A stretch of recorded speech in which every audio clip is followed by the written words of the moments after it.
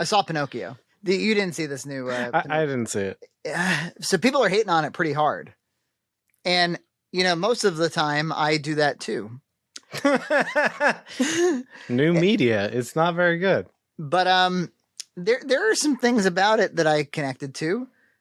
So it's Rob Zemeckis, and I the guy almost deserves a pass just for Roger Rabbit, Forrest Gump, Back to the Future alone. Yeah.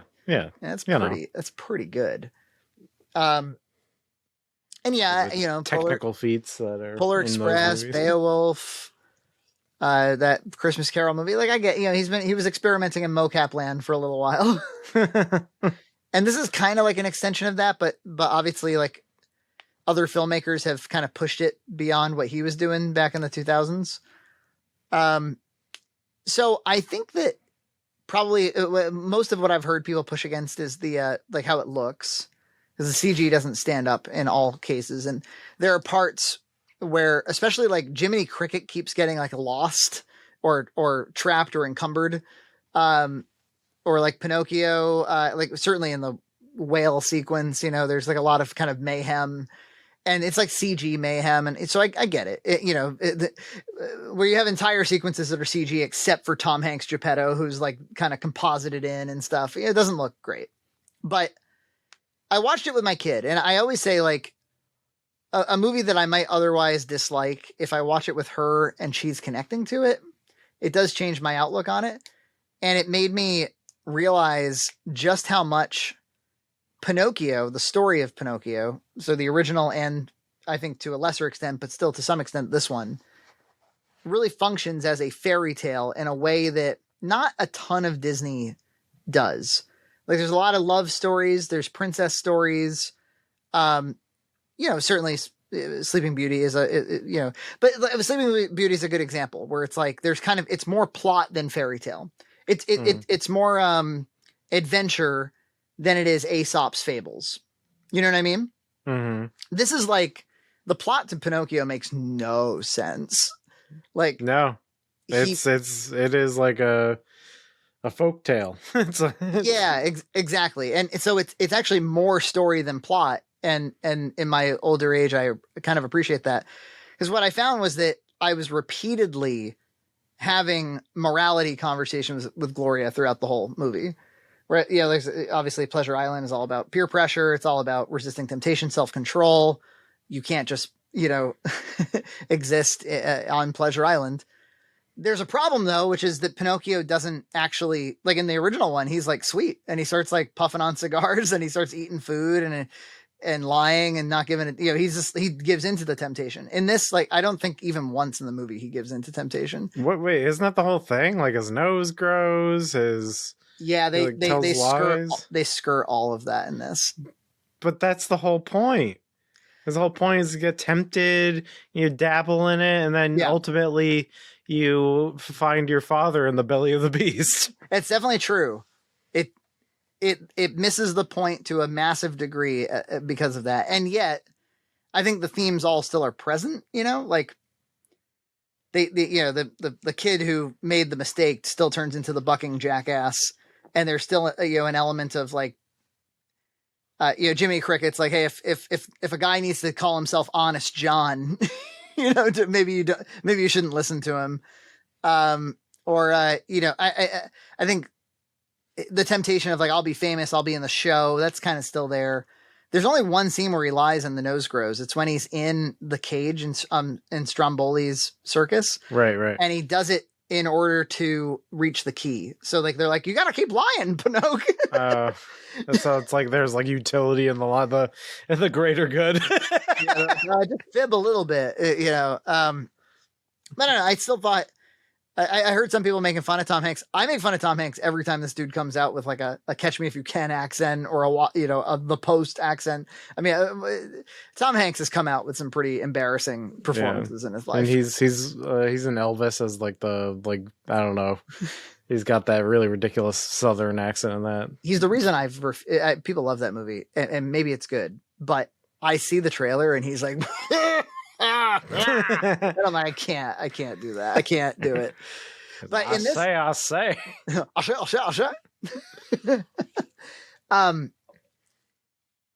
he delivers kind of like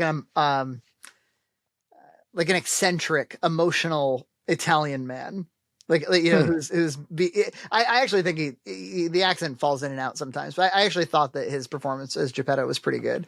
And they emphasize more than, I mean, I don't think in the original they really went here at all, but they allude pretty strongly to the fact that like Geppetto's got a kid that died. And interesting. And that this is all about like he's wishing upon a star that his son comes back, you know. Oh. Kind of strange, isn't it, that in 1942 that they still were, that they didn't just have him straight up pray to God in 1942. Yeah, it's yeah, I guess so. I guess they wanted to make I still think they had the desire to make it wider audience, you know. Even in 42, yeah. Yeah. I thought like Christianity was like so ubiquitous, but yeah, like what do you suppose the percentage of Christians in America were in 1942? So I thought that the CG of Pinocchio himself, I actually really enjoyed. I thought he looked really good. There was a problem though, which was as I'm watching it, I'm going like, all right, this is a convincing, more or less, like wooden puppet model that they've got going here. They've got a very sympathetic boy's voice, like so. I'm like. That's probably the thing that like strung me along the whole time. I was like the innocence of this, the pure, like born yesterday stupidity, innocence of this kid. You feel protective, I think, the whole time. Yeah. You're like, oh my God.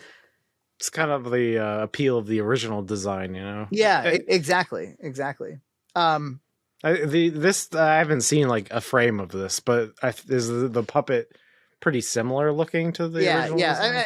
In fact, I think that's probably one of the only things that these Disney remakes can do is tell the classic fable in the Disney style, you know, and give you all the familiar looking stuff. But I'm sitting there going like, well, if he turns into a real boy at the end, the only way that's going to make any sense is if he literally like becomes like an actor. Like they'd have to like, you know, he'd be a boy, right? And so I'm kind of waiting for that to happen because in the animated, that transition is smooth. He just becomes, he has skin and he has like a nose and he actually looks cuter. So it's actually more fulfilling. And in this, I'm like, that's just going to be really like, I don't know. You'd have to nail the casting beyond reason for it to work. But I figured they'd still do it. Spoilers, everybody. They do not stick the landing with. Oh. So, in the original, they he like dies, he like drowns or something. I'm not exactly sure how a wooden boy drowns, but he does. He does, yeah. It's magic. There's magic rules. Yeah. The blue fairy says, "All right, you done good. You experienced all of human existence in a day. You got abducted. You went to hell. You did it all. You had to save your father from a whale. You saved your father from the whale." And he comes back to life as a real boy. In this one, Geppetto basically dies, and Pinocchio's able, like from drowning, and on the shores of the water, Pinocchio's able to resuscitate him. And then they're all happy to see each other. Figaro and Cleo are there, the cat and the fish, and then they like walk away, and there's suddenly a narration that I don't think was, if it was in the movie, I think it was at the beginning. I don't remember where. Maybe it was Jiminy. I don't know. Jiminy, who's Joseph Gordon-Levitt, by the way. Oh, all right. Doing the Pinocchio thing, like he's just doing that. I haven't seen Joseph Gordon-Levitt in anything. Oh yeah, it's been a while, huh? And they start to walk like out of focus, and the narration is like, "This tale's been told many times, and some people think he really did turn into a real boy that day. But what is realness anyway?" It's something along those lines. Like maybe he already was real. Who knows? And in out of focus, you see like maybe he's a kid, but you don't get a good look, and that's it. No, that's stupid. Yeah, it's just like relativist nonsense. Just make him a real fucking kid. I mean, God. But it does, with every one of these remakes, it kind of makes you realize how important it is to the 2D animation is not an insignificant part of what makes it what it is. Yeah, and just the time it was made in, And it's like, can you what can you update of it? What can't you? And is this just the fool's errand? Why are we doing this? Yeah, and it's obviously a mistake, but I'm not sure. I actually I was like, Gloria, we're gonna go watch the ending, and she's like, please don't make me watch the ending. She actually said that, and I was like, no, we're watching it. And so I show her that, you know, the difference, and then I forgot the blue fairy or maybe the star via the blue fairy gives Jiminy Cricket a medal for being such a good conscience. You might remember in the original, Jiminy Cricket like turns his back on Pinocchio a few times for being such a dickhead. He's like, all right, fine. I'm like, I can't. Wasn't that what a conscience is supposed to do? Be like, yeah, that does not happen. You? That does not happen in this one. Instead, because he's a little bug, he keeps getting floated away. He just keeps getting lost. He keeps getting stuck in jars. He keeps like, you know, if there's a stiff wind, Jiminy's out of the scene for a while.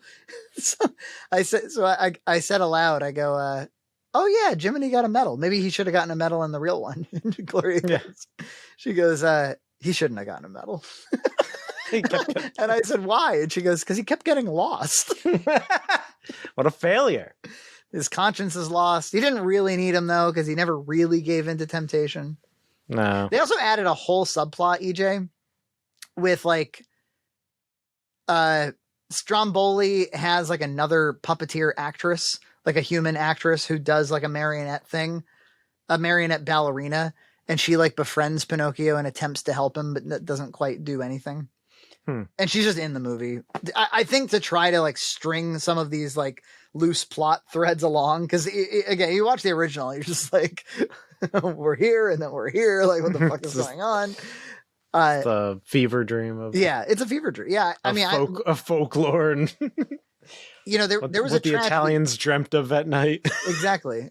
I have the original book. I have like a published 18 whatever. My dad somehow has a copy of the Pinocchio book, but yeah, I would say like the original Pinocchio, the original Dumbo, you know, these stories of children getting abducted or getting separated from their parents and the horrors of that and stuff. They would really go. I mean, everybody always emphasizes how dark these tales once were, but there's some utility in it. You know, it's nice to talk to your kid about morality for 90 minutes, you know? Yeah. And because if you don't have those aspects, then what do you have? You have like a bizarre story. Yeah. I mean, it's bizarre. They did a good job. There's a lot of things they did well. It turns out like it's not a whale. It's like a sea beast, you know, like, I don't know if you remember the original, but like he's got, you know, like a much wider mouth with like angry eyes and like teeth and stuff. And that's what they just totally took their own design from the original and put it in here. So, and then this is just on Disney Plus, right? It's just. Oh yeah. So that interested me too. Is like they must have thought like, I don't think it can go in theaters. It's like nobody will pay money to see this. Yeah, maybe they thought like it's too not too dark. I don't know. Maybe that, or they thought it was shitty. I don't think it's shitty. I'm not ready to go that far. I think they probably thought it was shitty. Yeah. Or in some respects, wouldn't be able to do anything in the movie theaters and just be an embarrassment. That's what I think. Yeah, like this thing cannot compete with like Despicable Me 4, you know? No. It's got nothing on Gru. No. Or a Minion. Or any of these trolls or whatever. And in that regard, I kind of want to defend it. But it also, if they know that Pinocchio is doomed from the start, like, why did they make it? Are they just trying to like 100% themselves? Are they just trying to be completionists about these remakes? Maybe it was Zemeckis. Maybe he was like, dude, Pinocchio, it's just lying around on a shelf. Let me have it. And they couldn't say no. I bet that's what it was. Because he probably was like, okay, we can finally do like a cool CG version of it. Yeah, have like Jiminy Cricket lost everywhere and just flying around like a CG nightmare. The camera stays with the bug while the you know what I mean. I know what you mean. And they like did that stuff in like that CG Christmas Carol stuff. Yeah. I know what you mean. Wow, that stuff. There's a lot of that.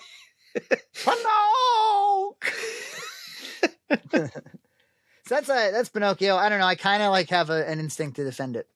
Maybe to defend Pinocchio in the first place, and then, yeah. I mean, it ain't Minions. It's you're gonna deal with. And yeah, they drink root beer and they don't smoke cigars. And it's mostly about eating like candy and being like just dickheads to each other. Like a lot of like fighting and punching. But yeah, in the Pleasure Island scene, he's on like a roller coaster, and the guy who played Gaston in the Beauty and the Beast remake, who also played Bard in the Hobbit trilogy. I like that actor, actually. It's kind of cool. I want to say his name is Luke Evans. That dude, like, he's like singing a song about Pleasure Island, and it, there's I don't know if this is in the original, but in this one, there are these like, ghostly like demons, like these like kind of like tornado demons that are going through the town and turning the kids into donkeys. And when his little friend there starts turning into a donkey, it freaked Gloria the fuck out. Oh, really? She was like, why is he turning into, what's going on? Why is he turning into a donkey? Because like his face started to turn into a donkey. It's pretty frightening. I want to say there were no demons. It was just the smoking and the drinking. They all just turned into jackasses. I think you're right. But this, yeah, they kind of explain that there's like demons like traveling through this thing. And she was kind of like hanging on, getting through it. And then when Pinocchio sprouted the donkey ears and a tail, she was like, why is it's happening to him? Like it really, she was like, I think children, just as much, more than adults, like when they live vicariously through the characters. Mm-hmm. And I think it almost feels visceral to her. Like, I'm turning into a donkey. It's pretty weird. Yeah. She'll do that. She'll go, she'll identify a character when we're watching a movie, and she'll go, she's me. Okay. And I don't even know what that means. I don't know what to do with that information. She's like, that's me. Oh, yeah. There's like a lot of, it's like the empathy is like overwhelming me, maybe. Yeah. I have boys. They're not really like that. Oh, interesting. Yeah, she'll look for a little girl who has brown hair, and she'll go, "That's me." I'm like, "Okay, that's you." And, I understand it on some level. Yeah, well, that's kind of what storytelling and filmmaking is to some degree. Yeah, it's a proxy for you, or even if you don't relate to the characters, you're meant to try to relate to them for the course of the film, right? Yeah. That's what all this anti-hero shit's about. Subscribe to Red Cow Entertainment on Patreon for full episodes every other week.